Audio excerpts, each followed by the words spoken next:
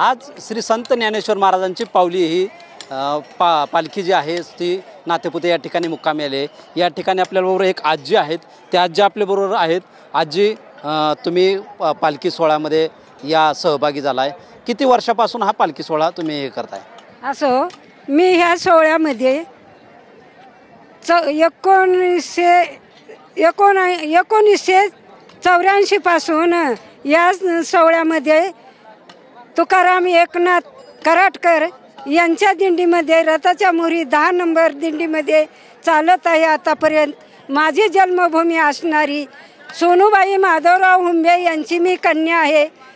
मी रहिवासी असणारी सुभाबाई शंकर मोठे, मौजे गिरवली, तालुका भूम, जिल्हा धाराशिव या ठिकाणची रहिवासी आहे।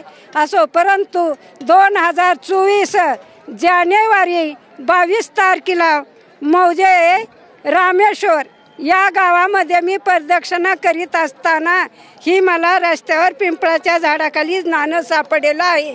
ही नाणं सापडं माझ्या आईवडिलाच्या पुण्याच्या सामर्थ्याने व माझ्या परमभाग्याने सापडलेलं आहे। कारण 64 सालापासून मी रामाचा वसा घेतलेला आहे। शबरीला 12 वर्ष वनामध्ये तपश्चर्या केली, राम स्वतः भेटले व मला 5 तपश्चर्या झाल्या। त्यावेळेस मला ही रामाने तांब्याच्या नाण्यामध्ये का होईना पण मला भेट दिली। माझं परम भाग्य आहे, मी त्यांची ऋणी आहे। असो, स्वराष्ट्र सोमना श्री श्री रामचंद्र कृपाळू भज मन हरणम भोभय दारुणम नवकंजलोचनम मुख कर कंज पद कंजारुणम कंदर्प अगणित कालचार अगणित भूषणम रघुनंदानंद कंद कौशल्य चंद दशरथ नंदनम इति ध्यानम। भारत माता की जय, छत्रपति शिवाजी महाराज की जय, सब संतन की जय, पार्वती पदे शिव हर हर हर महादेव। आजी, काय वारीतील काय अनुभव काय सांगाल का इतक्या दिवसापासून करताय? मला ही वारी केल्यापासून असणारे मला कसल्याच प्रकारच्या संसारामधली आशा किंवा मुलाबाळामध्येही माझी आशा घोटाळत नाही। परंतु सारखा निस्ध्यास प्रभू रामचंद्राचा लागलेला असल्यामुळं ही मी सतत झाली आहे। परंतु मला एवढीच इच्छा आहे, ही रामाची मूर्ती जी मला सापडी ह्याच्याकरता मी आता माझं वय थोडं झालेलं आहे, मी गरीब दुबळी आहे।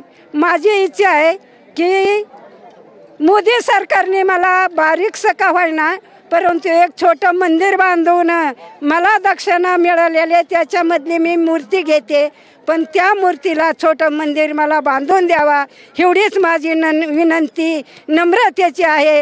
ही माझी विनंती पूर्ण करावा, स्वीकार करावा ही माझी या ठिकाणी इच्छा आहे। माझ्या संसारामध्ये 4 मुलं आहेत, परंतु 4ही मुलं ही भजनामध्ये आहेत।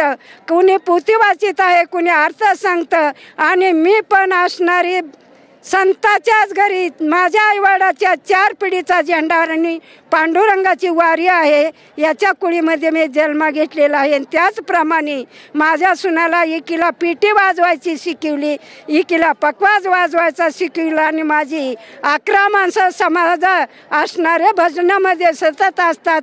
कसल्या प्रकारचं ऊन पडेलं नाही।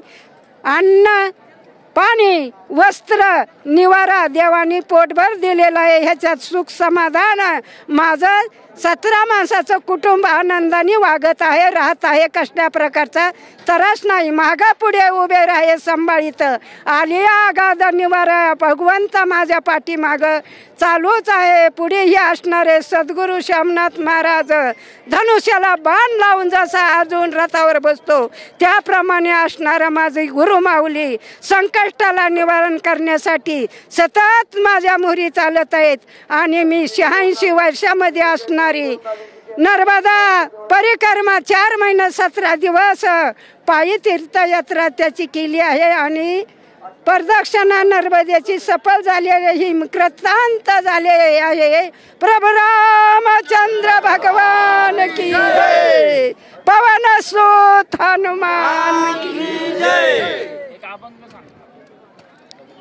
काय सांगू मी या संताचे उपकार, काय सांगू मी या संताचे उपकार, मज निरंतर जागविती, मज निरंतर जागविती, काय देऊयासी व्हावे उत्तराई, काय देऊयासी व्हावे उत्तराई, ठेवितो हा पायी जीव थोडा, ठेवितो हा पायी जीव थोडा, काय देऊयासी व्हावे उत्तराई, काय देऊयासी व्हावे उत्तराई.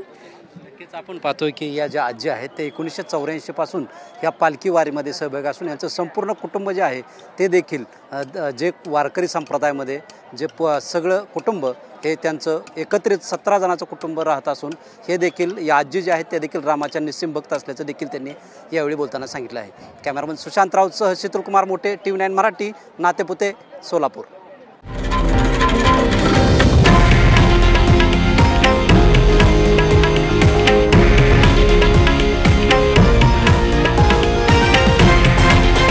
हे आहे देशातील नंबर 1 न्यूज नेटवर्क आणि आपण पाहत आहात TV9 मराठी, एकमेव.